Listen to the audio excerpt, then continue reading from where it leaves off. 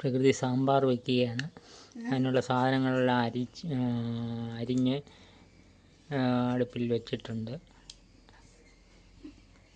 ശേഷം കാണിക്കും. സാമ്പാർ റെഡിയായിട്ടുണ്ട്.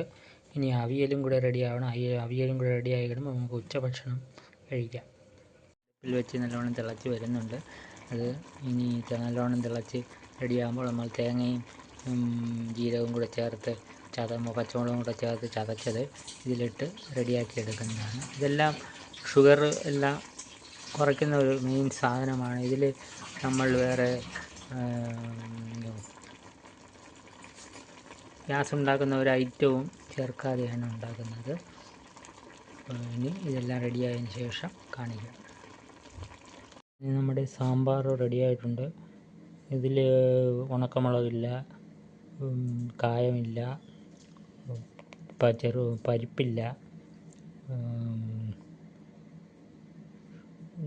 സാമ്പാർ പൊടി അങ്ങനെയുള്ളതൊന്നും ചേർന്നിട്ടില്ല. ഇത് മല്ലിപ്പൊടിയും മഞ്ഞൾപ്പൊടിയും ഒക്കെ ചേർത്തുള്ള ഗ്യാസൊന്നും ഉണ്ടാക്കാത്തൊരു സാമ്പാറാണ്.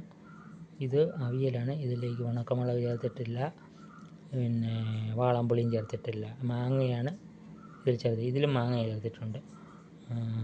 അങ്ങനെയുള്ള നിങ്ങൾക്ക് ഗ്യാസൊന്നും ഉണ്ടാക്കാത്ത ഒരു നല്ല വിഭവമാണ്. പക്ഷേ ഇത് പ്രശ്നമുള്ള അരിയാണ്. ഒരു സലാഡുണ്ട്. ഇത് തമ്മിൽ യോജിക്കുന്നതല്ലെങ്കിലും പയറും എടുത്തിട്ടുണ്ട്. നമുക്കൊന്ന് കഴിച്ച് നോക്കാം. ചോറിലേക്ക് സാമ്പാർ ഒഴിക്കുന്നു. എന്നിട്ട് ഒന്ന് കഴിക്കാം. അടിപൊളി.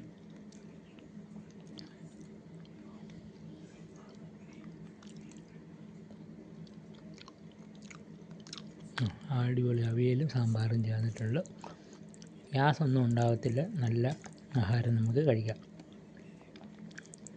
ഓക്കെ, ലൈക്ക് ചെയ്യുക, സബ്സ്ക്രൈബ് ചെയ്യുക.